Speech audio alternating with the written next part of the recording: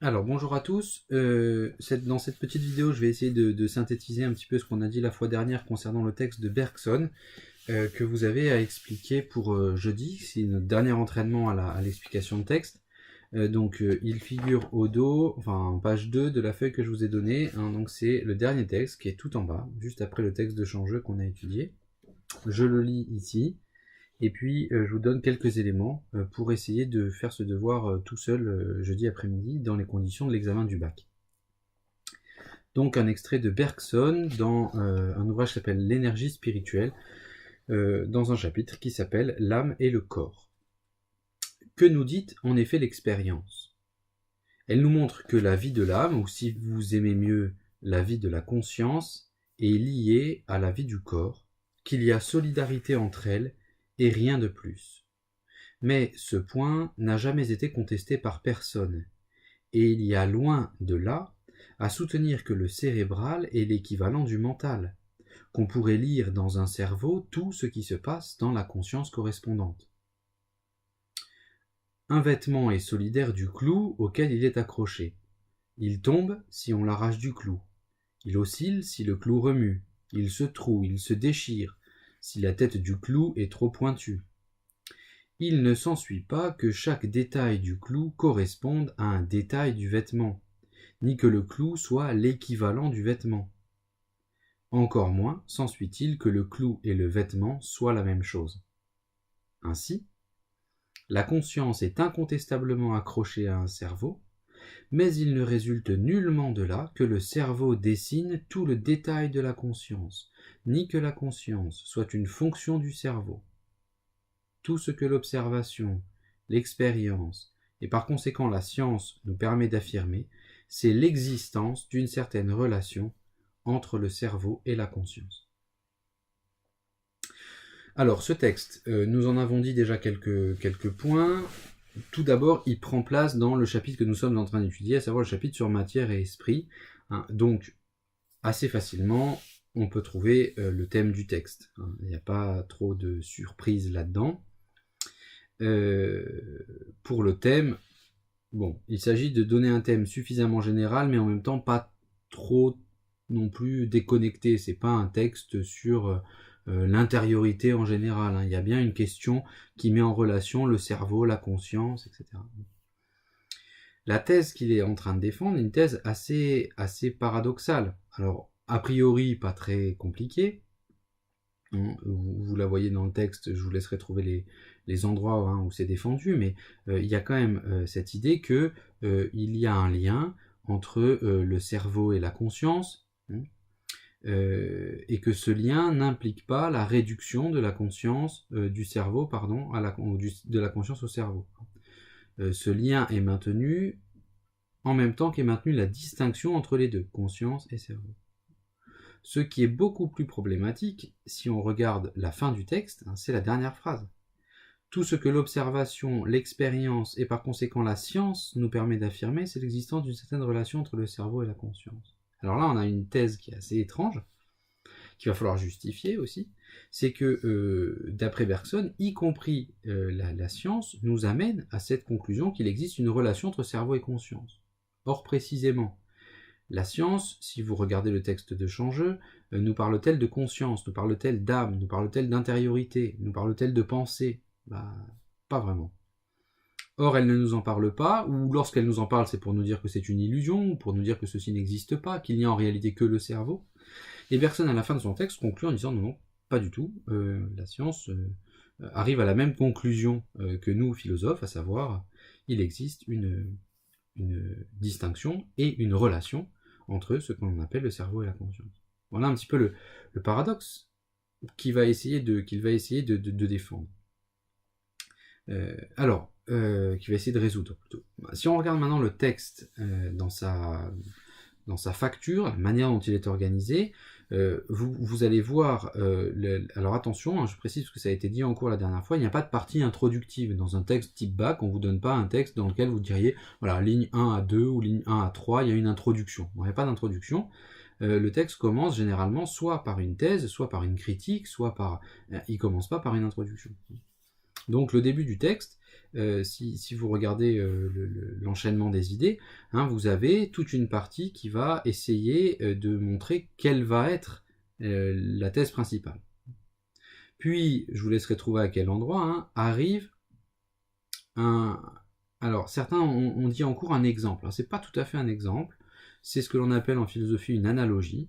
Une analogie, c'est une identité de rapport. Hein, c'est-à-dire que il y a un rapport dans le texte entre le clou et le cerveau, et d'autre part, le vêtement et la conscience. Hein, donc cette image utilisée là a pour but non pas de donner un exemple, parce qu'on ne voit pas très bien de quoi ce serait l'exemple, mais a pour but de nous donner par une analogie de rapport, hein, une certaine idée de la thèse qui est défendue. Et enfin, une fois que cette analogie est posée, on a une partie conclusive, hein, que vous avez à identifier et qui clôt en fait ce passage sur une affirmation très nette, hein, qui est celle que nous avons juste mise en lumière dans le paradoxe. Voilà pour le plan. Vous, par contre, hein, dans votre travail, vous essayez de montrer à quel moment est-ce que ça apparaît, quelles sont les lignes qui correspondent aux parties, vous essayez de leur donner un titre, vous essayez de montrer que voilà, chacune de ces parties a un but argumentatif. Maintenant, si l'on regarde les parties une par une, on va pas le faire pour les 3 parties, hein, mais je vais simplement vous montrer quelques points pour la première partie. Relisons la première partie. Que nous dit en effet l'expérience, au moins la première phrase? Elle nous montre que la vie de l'âme, ou si vous aimez mieux la vie de la conscience, est liée à la vie du corps, qu'il y a solidarité entre elles, et rien de plus. Alors cette première phrase, c'est pas la première partie, c'est la première phrase. Dans cette première phrase, il y a beaucoup de termes qu'il va falloir que vous essayiez d'expliquer. D'abord, que nous dit en effet l'expérience? Il commence par l'expérience. Alors, le mot expérience, déjà, c'est une notion du programme, donc vous êtes censé pouvoir faire la distinction entre différents sens d'expérience. Hein. Vous n'avez pas... on utilise ce mot expérience pour beaucoup de choses. Hein. Faire l'expérience de l'amitié, c'est pas la même chose que faire une expérience scientifique. C'est pas en même temps le même terme qui est utilisé pour dire que je vais expérimenter quelque chose. Donc vous, quand vous avez un terme de ce type dans un texte, vous devez essayer de vous demander, d'abord vous devez essayer de montrer quels sont les sens possibles de ce texte, de ce mot, mais vous devez aussi essayer de vous dire, dans cette phrase-là précisément, qu'est-ce qu'il est en train d'utiliser comme sens de ce terme. Et si vous regardez un peu mieux le texte, vous verrez que le mot expérience qui apparaît à la ligne 1, il apparaît également dans l'avant-dernière ligne du texte. Si vous allez jusqu'en bas, tout ce que l'observation, virgule, l'expérience, virgule, et par conséquent la science. Et là, il va falloir que vous fassiez dans votre explication de texte, dans la première partie, que vous justifiez le sens du mot expérience, et dans la dernière partie, que vous justifiez aussi ce terme d'expérience. Ont-ils le même sens? Quel est l'intérêt d'utiliser ce terme-là à ces moments-là précis? Voilà pour le mot expérience. Mais ensuite, si vous regardez la suite de la phrase, vous avez vie de l'âme, vie de la conscience et vie du corps. Bon. On a âme, conscience et corps. Très bien. Mais on a le mot vie qui, ici, est qualifié, sert à qualifier à la fois quelque chose de spirituel et à la fois quelque chose de corporel. Là encore, arrêtez-vous et demandez-vous le sens du mot vie. Quel serait le sens de l'expression vie de l'esprit, vie spirituelle, et quel serait le sens de vie corporelle, vie biologique?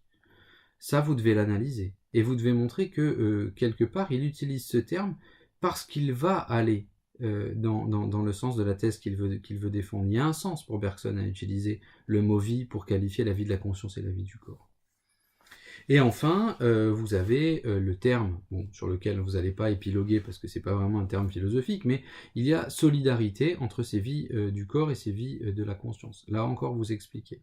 Donc vous voyez que rien que sur une première phrase, alors la suite du texte, je vous expliquerai pas autant, parce que là vous allez expliquer pas mal de termes déjà, hein, mais vous avez dès la première phrase beaucoup de notions à éclairer, et qui ne sont pas dans le texte. Personne ne donne pas définition de la vie, ne donne pas définition de l'expérience. Hein. Donc il faut que vous trouviez par vous-même une manière de rendre compte, d'expliquer ce qu'il peut vouloir dire ici. Deuxième point que nous avons évoqué, et puis je m'arrêterai là-dessus, c'est, on voit bien qu'il est en train de critiquer, ici dans ce texte, une thèse qui réduirait la conscience au cerveau. Or, précisément, c'est ce que vous devez avoir retenu de ce que l'on a dit en cours autour du matérialisme biologique, par exemple de la neurobiologie ou de Jean-Pierre Changeux.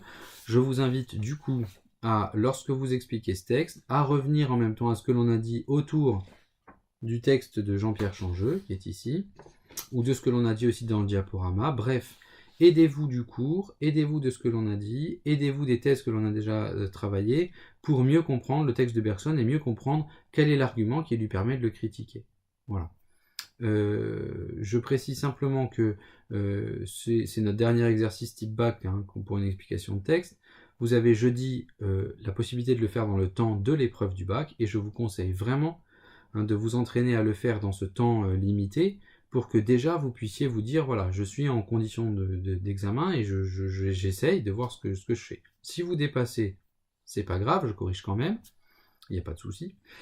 Si vous vous préparez un peu avant, essayez de minuter, essayez de voir combien de temps vous allez passer sur votre brouillon quand vous allez le faire, là, même si vous le faites chez vous, mercredi après-midi, bref.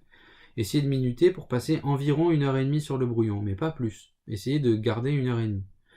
Et ensuite, ça vous permettrait de rester 1h30 sur le brouillon et ensuite de rédiger pendant 2h30 jeudi après-midi, ce qui est quand même beaucoup plus confortable pour vous. Mais vous pouvez faire l'intégralité de l'épreuve, brouillon plus rédaction, jeudi de 14h à 18h. Voilà, je vous souhaite une bonne semaine.